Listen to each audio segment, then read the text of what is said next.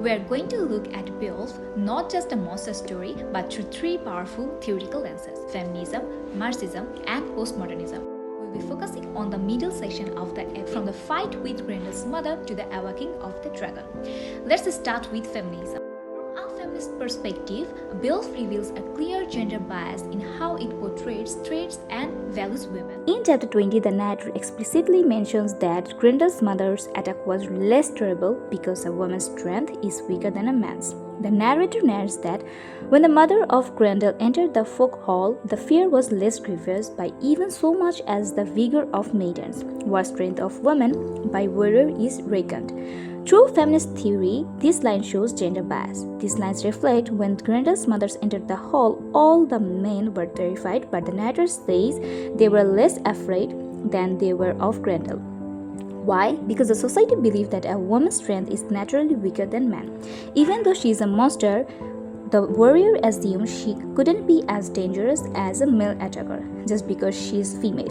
She is treated as an inferior version of a threat, much like the biblical Eve, who is often portrayed as incomplete or secondary compared to Adam. The same bias extends to human women. Queens like Hildeburh and Freyviru are reduced to the role of peaceweaver. Their only functions are to pour drinks at feasts and to be traded in women to prevent wars.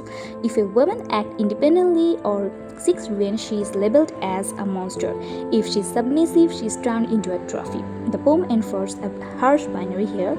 Obedient women are useful objects, while assertive women are cast out as monsters.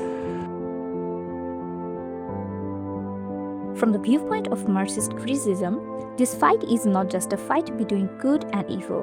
It is a struggle over power, wealth, and space. He wrote, "The gold-decked palace represents the rich ruling class. It is full of joy, luxury, and power. On the other hand, the mere, the lake is a dark and isolated place where outcasts are forced to live. Grendel and his mother represent the poor, who are excluded from the happiness of the hall. So when Grendel's mother attacks Herod, it is like a rebellion against a privileged class. She isn't just fighting Beowulf, she is fighting a system that pushed her family into exile and kept them out of the light."